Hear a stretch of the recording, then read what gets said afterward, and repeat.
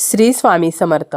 माघ महिन्यातील संकष्टी चतुर्थी ही गुरुवारी आलेली आहे. या दिवशी आपण आपल्या मुलांसाठी हिरव्या मुगांचा अत्यंत प्रभावी जबरदस्त असा उपाय जर केला तर मुलांची शैक्षणिक प्रगती होईल, नोकरी व्यवसायामध्ये त्यांना यश मिळेल. मुलांच्या जीवनामध्ये जर काही समस्या असतील तर गणपती बाप्पांच्या कृपेने त्या सर्व समस्या नष्ट होतील.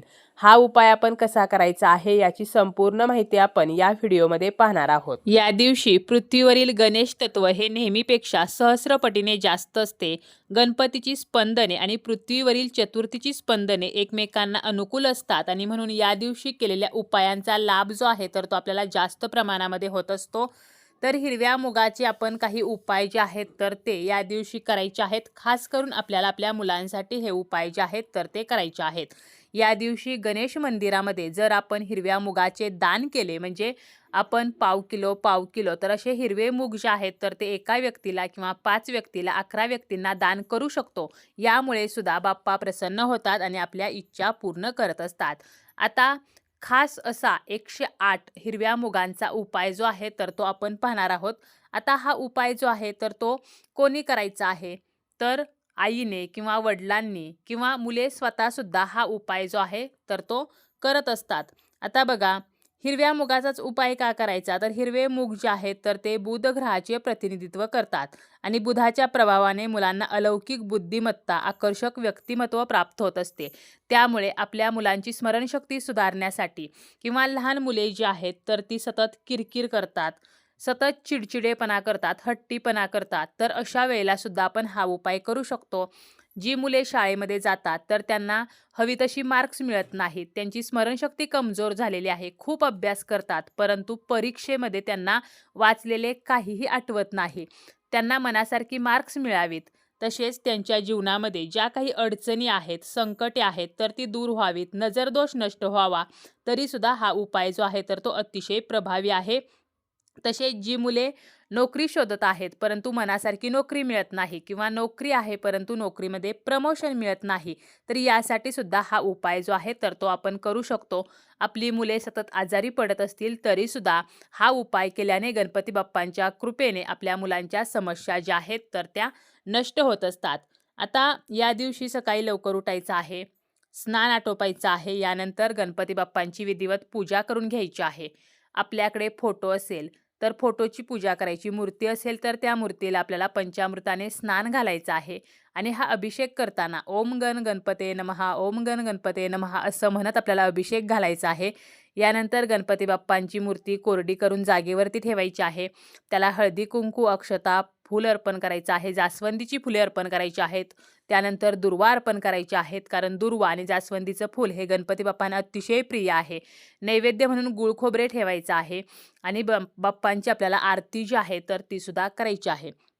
तर अशा प्रकारे अगोदर आपल्याला गणपती बाप्पांची विधिवत पूजा जी आहे तर ती करून घ्यायची आहे आणि यानंतर हा उपाय करायचा आहे. पूजा करून लगेच आपण हा उपाय केला तरी चालेल किंवा दिवसभरामध्ये अगदी रात्री झोपण्या अगोदर सुद्धा आपण हा उपाय जो आहे तर तो करू शकतो. आता बघा, हा उपाय करण्यासाठी आपल्याला हिरव्या रंगाचं कापड घ्यायचं आहे आणि 108 हिरव्या मुगाचे दाणे घ्यायचे आहेत. एका मुलासाठी उपाय करू शकता, 2, 3 कितीही मुले असतील तर सर्वांसाठी आपण हा उपाय करू शकतो. एक मूल असेल तर फक्त 108 मुगाचे दाणे आणि एक हिरव्या कापडाचा तुकडा घ्यायचा. 2 मुले असतील तर 2 कापड घ्यायची आणि 108 असे आपल्याला सेपरेट मुगाचे दाणे जे आहेत तर ते घ्यायचे आहेत.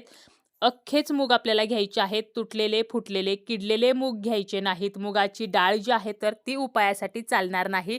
तर हिरवे अखंड असे आपल्याला 108 मुगाचे दाणे जे आहेत तर ते घ्यायचे आहेत. आता आपण जेव्हा हा उपाय करणार आहोत त्या अगोदर आपल्याला दिवा जो आहे तर तो प्रज्वलित करून घ्यायचा आहे. देवपूजा झाल्यानंतर जर आपण लगेचच हा उपाय करणार असू तर दिवा जो आहे तर तो आपण ऑलरेडी देवपूजा करतानाच लावलेला असतो. आवर्जून या दिवशी तुपाचा दिवा जो आहे तर तो लावायचा आहे. यानंतर स्वतःला बसायला आसन घ्यायचं, स्वतःला हळदी कुंकू लावायचं. यानंतर आपल्याला हा उपाय करायचा आहे. आपण जे कापड घेतलेलं आहे तर ते कापड आपल्याला गणपती बाप्पांच्या मूर्तीसमोर ठेवायचं आहे. एक प्लेट घेऊन त्या प्लेटमध्ये आपण हे कापड ठेवू शकतो किंवा डायरेक्ट जरी आपण हे कापड ठेवलं तरी चालेल. गणपती बाप्पांसमोर हे कापड आपल्याला ठेवायचं आहे. त्यानंतर एका छोट्या डिशमध्ये किंवा वाटीमध्ये आपल्याला 108 मुगाचे दाणे जे आहेत तर ते घ्यायचे आहेत. त्यानंतर आपल्याला एक मूग जो आहे तर तो उचलायचा, उजव्या हाताने तो एक मूग उचलायचा. ओम गण गणपते नमः, ओम गण गणपते नमः. तर असं म्हणायचं, म्हणजे एक मूग उचलायचा, एकदाच आपल्याला ओम गण गणपते नमः म्हणायचं आणि त्या हिरव्या कापडावरती तो मूग ठेवायचा. पुन्हा दुसरा मूग उचलायचा, ओम गण गणपते नमः म्हणायचं, त्या कापडावरती तो मूग पुन्हा ठेवायचा. तर असं आपल्याला 108 वेळेला ओम गण गणपते नमः हा मंत्र म्हणून हे 108 मुगाचे दाणे त्या हिरव्या कापडावरती आपल्याला ठेवायचे आहेत. यानंतर आपल्याला आपण ज्या मुलासाठी उपाय केलेला आहे, म्हणजे आपल्या मुलाचं जे नाव आहे तर ते नाव घेऊन त्याच्या मागची इडापिडा निघून जावी, त्याची प्रगती व्हावी, त्याच्यावरील अडचणी ज्या आहेत, संकटे आहेत तर ती नष्ट व्हावीत, असं गणपती बाप्पांना सांगायचं आहे. आपण एका मुलासाठी आपण हा उपाय केला किंवा 2 मुलासाठी केला तरी आपल्याला प्रत्येकाचं नाव घेऊन त्याच्या मागची जी इच्छा आहे, आपली जी समस्या आहे तर ती बाप्पांना सांगून ती समस्या नष्ट व्हावी म्हणून आपल्याला प्रार्थना करायची आहे. आणि यानंतर आपल्याला काय करायचं आहे, तर ते मुगाचे दाणे त्या हिरव्या कापडामध्ये बांधायचे आहेत, म्हणजे आपल्याला त्या कापडाची पुरचुंडी बांधायची आहे. त्यानंतर आपल्याला ती पुरचुंडी जी आहे तर ती गणपती बाप्पांच्या चरणाजवळ आपल्याला ठेवायची आहे. त्यानंतर काय करायचं, गणपती बाप्पांना हात जोडून नमस्कार करायचा आणि ती जी पुरचुंडी आहे तर ती गणपती बाप्पांच्या चरणाजवळ आपल्याला थोडा वेळ तशीच राहू द्यायची आहे. एक अर्धा तास झाल्यानंतर आपल्याला काय करायचं, तर ती पुरचुंडी उचलायची आणि आपल्या मुलाच्या उशीखाली ठेवायची आहे. किंवा आता मूल जे आहे तर ते बाहेरगावी राहत असेल तर मग त्या मुलाची जी वस्तू आपल्या घरामध्ये असेल, फक्त ती वस्तू चामड्याची नसावी, तर त्या वस्तूजवळ किंवा मुलाचा टेबल असेल तर त्या टेबलमध्ये आपल्याला ही पुरचुंडी जी आहे तर ती ठेवायची आहे. आणि दुसऱ्या दिवशी काय करायचं, तर दुसऱ्या दिवशी आपल्याला सकाळी उठायचं आहे, स्नान करायचं आहे, स्वच्छ वस्त्र परिधान करायचं आहे आणि त्यानंतर आपली देवपूजा वगैरे आटोपून ही पुरचुंडी जी आहे तर ती आपल्याला घ्यायची आहे आणि आपल्याला जवळच्या गणेश मंदिरामध्ये जायचं आहे.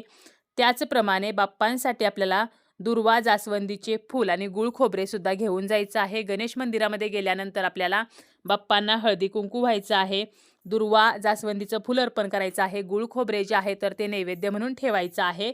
आणि यानंतर आपण जी पोटली आपल्यासोबत आणलेली आहे तर ही पोटली जी आहे तर ती गणपती बाप्पांच्या चरणाजवळ आपल्याला मंदिरामध्ये ठेवायची आहे आणि पुन्हा एकदा प्रार्थना करायची आहे की माझ्या मुलाच्या आयुष्यामध्ये अमुक अशी समस्या आहे आणि ती समस्या तुमच्या कृपेने नष्ट होऊ द्या. तर अशा प्रकारे अतिशय साधा सोपा असा हा उपाय आहे. तर हा उपाय आपल्याला करायचा आहे, पूर्ण श्रद्धेने हा उपाय करायचा आहे. आता हा उपाय करायला आपल्याला तेवढा वेळ नसेल तर 21 मुगाचा आपल्याला उपाय करायचा आहे. काय करायचं आहे, 21 मुगाचे दाणे घ्यायचे आहेत आणि प्रत्येक मूग हा ओम गण गणपते नमः असं म्हणत गणपती बाप्पांना अर्पण करायचं आहे. आता घरीच आपण हा उपाय केला तर मग ह्या मुगाचं पुन्हा काय करायचं, तर ते 21 मूग जे आहेत तर ते आपण आमटीमध्ये किंवा भातामध्ये टाकायचे आहेत आणि तो भात किंवा ती आमटी जी आहे तर ते आपण खायची आहे.